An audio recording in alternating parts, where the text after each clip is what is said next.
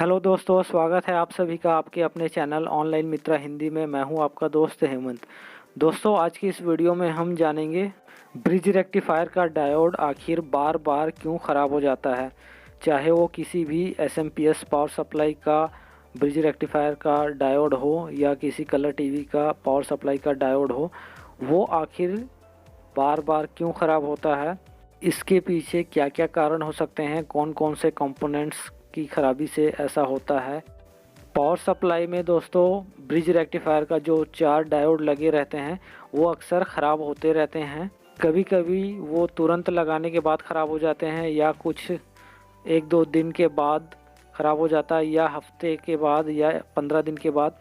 अगर इस तरह से अगर आपका ब्रिज रेक्टिफायर का डायोड ख़राब हो रहा है तो उसके पीछे क्या कारण हो सकते हैं, क्या क्या आपको सावधानी बरतनी पड़ेगी और कौन कौन से कंपोनेंट्स को आपको चेक करना पड़ेगा। तो इन सभी बातों का आपको पूरा डिटेल्स इस वीडियो में मिल जाएगा और जितने भी संभावित उसके कारण हैं ब्रिज रेक्टिफायर के डायोड के ख़राब होने के, तो उन सभी का हमने यहाँ पे पूरी तरह से डिटेल्स में इस वीडियो में बताया है। तो इस वीडियो को ज़रा भी मिस मत कीजिएगा, बिल्कुल भी स्किप मत कीजिएगा, लास्ट तक देखिएगा तभी आपको पूरा समझ में आएगा। तो दोस्तों, वीडियो को लास्ट तक ज़रूर देखिए। वीडियो अगर आपको पसंद आए तो वीडियो को लाइक और शेयर ज़रूर कर देना और चैनल पे नए आए हैं तो चैनल को सब्सक्राइब करके बेल आइकन को ज़रूर प्रेस कर लेना। तो चलिए दोस्तों, वीडियो को स्टार्ट करते हैं। दोस्तों, अक्सर पावर सप्लाई में चाहे वो डीटीएच का पावर सप्लाई हो या किसी भी कलर टीवी का पावर सप्लाई हो, उसमें जो ब्रिज रेक्टिफायर का डायोड रहता है, 4 डायोड लगे रहते हैं ब्रिज रेक्टिफायर का, वो अक्सर ख़राब हो जाते हैं, बहुत जल्दी ख़राब हो जाते हैं। तो इसके पीछे दोस्तों बहुत सारे कारण हो सकते हैं। तो सबसे पहला कारण हो सकता है दोस्तों कि आपने जो डायोड लगाया हो वो घटिया क्वालिटी का हो या उसका एम्पेयर काफ़ी कम हो। तो उसकी जगह पे आपको दोस्तों यहाँ पर मैं स्क्रीन पे दे दूँगा, इस नंबर का आप ब्रिज रेक्टिफायर में डायोड लगा सकते हैं और इसके एम्पेयर भी आपको यहाँ पर देखने को मिल जाएंगे। और इसके अलावा दोस्तों आप यहाँ पर BA159 का डायोड भी लगा सकते हैं। देखने में दोस्तों वो काफ़ी छोटा दिखता है लेकिन वो बहुत ही अच्छा काम करता है, क्वालिटी में काफ़ी अच्छा रहता है दोस्तों और बहुत ही अच्छा काम करता है, तो उसको भी आप इस्तेमाल कर सकते हैं। उसके बाद दोस्तों, अगर आपने अच्छी क्वालिटी का यहाँ पे ब्रिज रेक्टिफायर का डायोड लगाया है और अच्छे एम्पेयर का लगाया है, उसके बाद भी आपका डायोड बार बार ख़राब हो रहा है, तो उसके पीछे ये भी कारण हो सकता है कि आपका जो पावर सप्लाई का ट्रांजिस्टर है या STR है वो शॉर्ट हो सकता है। अगर पावर सप्लाई का ट्रांजिस्टर या STR अगर शॉर्ट हो जाए तो जाहिर सी बात है दोस्तों, उसका लोड फिल्टर कैपेसिटर और ब्रिज रेक्टिफायर के डायोड पे भी आएगा और वो हीट होके गर्म होके जल्दी ख़राब हो सकते हैं। पावर सप्लाई का जो ट्रांजिस्टर है या STR है उसके ख़राब होने से भी इस तरह के प्रॉब्लम आते हैं कि आपका ब्रिज रेक्टिफायर का डायोड बार बार ख़राब होता रहता है। अगला जो रीज़न बता रहा हूँ दोस्तों जिससे आपका ब्रिज रेक्टिफायर का डायोड बार बार ख़राब हो सकता है, वो ये रीज़न है दोस्तों कि आपका जो AC इनपुट सप्लाई है वो 220 वोल्ट से अधिक आ रहा है, जैसे कि 250 या 270 वोल्ट या 300 वोल्ट, इस तरह का अगर वोल्टेज ज़्यादा बनेगा तो आपका ब्रिज रेक्टिफायर का डायोड बार बार ख़राब हो सकता है और पावर सप्लाई के ट्रांजिस्टर या STR भी ख़राब हो सकते हैं। तो आपको AC इनपुट 220 वोल्ट या 230 वोल्ट देख लेना है, उससे अधिक ना बने, ये भी आपको ध्यान रखना है। नेक्स्ट जो रीज़न है दोस्तों, उसके वजह से भी आपका ब्रिज रेक्टिफायर का डायोड बार बार ख़राब होगा, आपका जो पावर सप्लाई में जो फ़िल्टर कैपेसिटर लगा हुआ है, जो मेन फ़िल्टर कैपेसिटर लगा हुआ है यहाँ पे 450 वोल्ट का जो कैपेसिटर है, अगर वो वीक है या ख़राब है, कमज़ोर है या शॉर्ट है, तो उसकी वजह से भी आपका ब्रिज रेक्टिफायर का जो डायोड है वो बार बार ख़राब होता रहता है। तो इस स्थिति में दोस्तों आप ये कैपेसिटर को भी आप चेंज करके देख सकते हैं। नेक्स्ट जो रीज़न है दोस्तों जिससे ब्रिज रेक्टिफायर के डायोड बार बार ख़राब होते हैं वो है फ्यूज़। जी हाँ दोस्तों, अगर फ्यूज़ वहाँ पर ज़्यादा एम्पेयर का लगा हुआ है तो इस कारण से भी आपका ब्रिज रेक्टिफायर का डायोड ख़राब हो सकता है। आखिर फ्यूज़ की वजह से ब्रिज रेक्टिफायर का डायोड बार बार क्यों ख़राब होता है, इसको चलिए जानते हैं। दोस्तों, अगर आपने पावर सप्लाई में 3 एम्पेयर या 4 एम्पेयर, अगर 4 एम्पेयर से अगर ज़्यादा एम्पेयर का वहाँ पे फ्यूज़ लगाया हो तो वो आपके ब्रिज रेक्टिफायर या फिर आपके पावर सप्लाई के किसी भी कंपोनेंट्स के लिए सही नहीं है। क्योंकि दोस्तों अगर पावर सप्लाई में शॉर्टिंग होता है, अगर पावर सप्लाई का कोई ट्रांजिस्टर, एसटीआर या मेन कैपेसिटर या उसके डायोड भी अगर शॉर्ट हो जाते हैं, एक आध अगर डायोड शॉर्ट होते हैं तो फ्यूज़ वहाँ पर अगर 3 एम्पेयर का लगा हुआ है तो फ्यूज़ ओपन हो जाएगा और उसके बाद दोस्तों आपका जो अन्य जो डायोड लगे हैं वो शॉर्ट नहीं होंगे। अगर यहाँ पर अगर ज़्यादा एम्पेयर का फ्यूज़ लग गया है, 5 एम्पेयर, 10 एम्पेयर, कोई 15 एम्पेयर का लगा देते हैं, जिनको ठीक से मालूम नहीं रहता है, जो नए नए इस फील्ड में आए होते हैं वो ऐसे ही डाल देते हैं।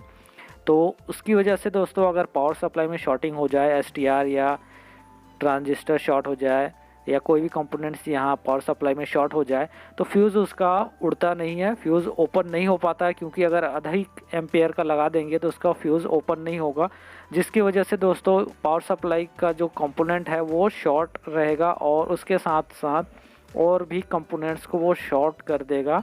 तो इस वजह से दोस्तों आपका कैपेसिटर और ब्रिज रेक्टिफायर के डायोड पे भी लोड पड़ेगा और जिस कारण से आपका डायोड बार बार शॉर्ट हो सकते हैं अगर आपने बहुत ज़्यादा एम्पेयर का वहाँ पर फ्यूज़ लगाया हो तो दोस्तों आपको पावर सप्लाई में, टीवी के पावर सप्लाई में मैक्सिमम 4 एम्पेयर से ज़्यादा का फ्यूज़ नहीं लगाना है दोस्तों। 3 एम्पेयर, 2 एम्पेयर काफ़ी होते हैं दोस्तों। मैक्सिमम आपको 4 एम्पेयर तक लगा लेना है, उससे ज़्यादा एम्पेयर का फ्यूज़ नहीं लगाना है। तो ये भी एक बहुत बड़ा रीज़न है दोस्तों डायोड के बार बार शॉर्ट होने से, या इससे दोस्तों बहुत सारे कंपोनेंट्स बार बार ख़राब हो सकते हैं। नेक्स्ट जो रीज़न है उसकी वजह से भी आपका डायोड बार बार ख़राब हो सकता है वो है दोस्तों यहाँ पर ब्रिज रेक्टिफायर में 2 यहाँ पर कैपेसिटर लगे होते हैं 102 पीएफ के, और अगर ये वहाँ पर नहीं लगा हुआ है तो आपका जो ब्रिज रेक्टिफायर का डायोड है वो बार बार ख़राब हो सकता है। क्योंकि दोस्तों अगर अचानक लाइट बंद होता है या टीवी हम ऑफ़ करते हैं तो उस समय दोस्तों यहाँ पर ब्रिज रेक्टिफायर पे वोल्टेज जो बन रहे होते हैं उनको ये कैपेसिटर डिस्चार्ज करते हैं। अगर ये वहाँ पर नहीं लगा हुआ है या किसी ने निकाल दिया है तो उसकी वजह से दोस्तों ये जो डायोड है वो जल्दी ख़राब हो सकते हैं। तो आपको दोस्तों वहाँ पर ये देखिए ये 2 कैपेसिटर लगे हुए हैं और इसके अलावा दोस्तों ये इस तरह से ब्लू कलर के भी लगे हो सकते हैं, कलर से कोई उसमें फ़र्क नहीं है। 102 पीएफ का लगा रहता है यहाँ पर, 500 वोल्ट, 1000 वोल्ट, 2000 वोल्ट कितने का भी आप यहाँ पर लगा सकते हैं, लेकिन लगाना ज़रूरी है। अगर नहीं लगाएंगे तो बार बार ये डायोड ख़राब हो जाएंगे। ये ऑलरेडी लगा रहता है लेकिन कोई नए मैकेनिक होते हैं उसको निकाल देते हैं। इसको निकालने से टीवी आपका चलेगा लेकिन उसमें प्रॉब्लम आएगा, बार बार आपका डायोड ख़राब हो सकता है। तो इसको लगाना ज़रूरी है, तो इसका भी आपको ध्यान रखना है। नेक्स्ट जो रीज़न है दोस्तों जिसकी वजह से आपका डायोड बार बार ख़राब हो सकता है वो है लाइन फ़िल्टर।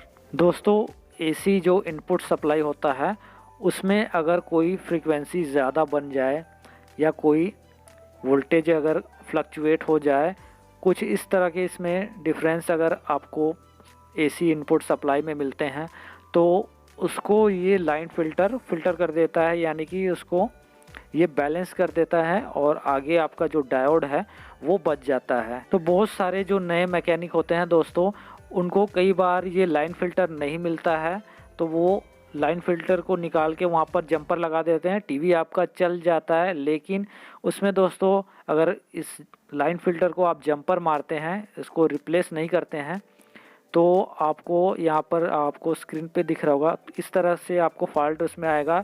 उसमें टीवी स्क्रीन पे आपको दाने दाने देखने को मिलेगा, चित्र पे जाली जैसा आपको दिखाई देगा। तो इस कारण से दोस्तों वो जो फ्रीक्वेंसी है एसी में, जो फ्रीक्वेंसी है, जो फ्लक्चुएशन है वो फ़िल्टर नहीं हो रहा है। इस कारण से दोस्तों यहाँ पर चित्र में दाने और जाली जैसा दिखता है, जिसकी वजह से दोस्तों ये हमारा जो ब्रिज रेक्टिफायर का डायोड है इस पे लोड पड़ता है और ये बार बार ख़राब हो जाता है।